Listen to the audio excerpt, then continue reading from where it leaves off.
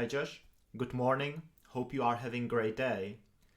Today we are going to look at wordplays in the book of Ecclesiastes. So we are still in the book of Ecclesiastes and we are going to look at something that's typically lost in translation. And it's something that's actually present in many biblical books and as well as in many other literature. And wordplay is really difficult to translate because frequently the translator is facing the difficulty to both retain the meaning and retain the wordplay. And in the end, it's frequently impossible or almost impossible, and so the wordplay gets lost in translation.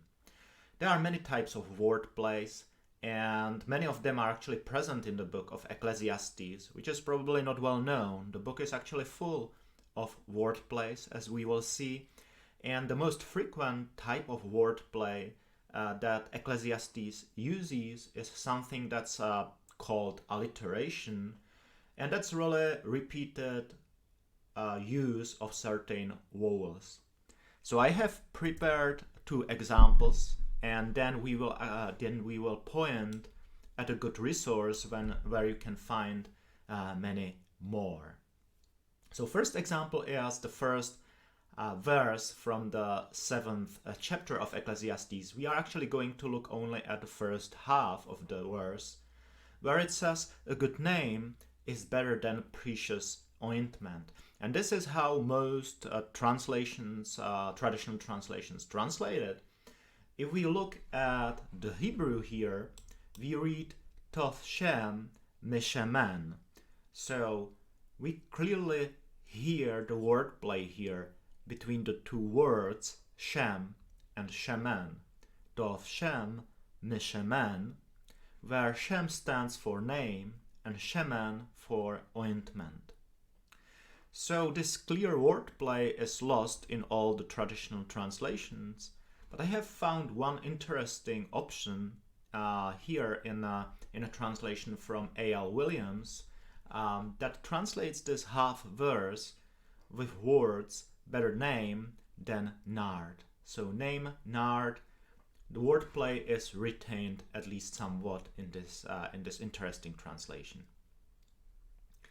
Second example that I have prepared is just 5 verses later, still in the 7th chapter of Ecclesiastes, verse 6, and we are again going to look only at the first half of the verse, where we in ESV read, "For as the crackling of thorns under a pot," and in Hebrew we read, "Ki chekol hasirim tachat hasir." So again we can clearly hear the word play, hasirim tachat hasir. Hasirim or sirim, that's the thorns, sir, the pot, sirim, sir. So clearly a wordplay here. And again, I was able to find an interesting translation from Moffat, J. Moffat, that translates this verse like nettles crackling under kettles, which really nicely, very nicely retains the wordplay. So that's the two examples. There are many more. Some of them are not so clear, but you can have a look yourself. The best resource I have found that's actually available for free to look more into the wordplays in this book.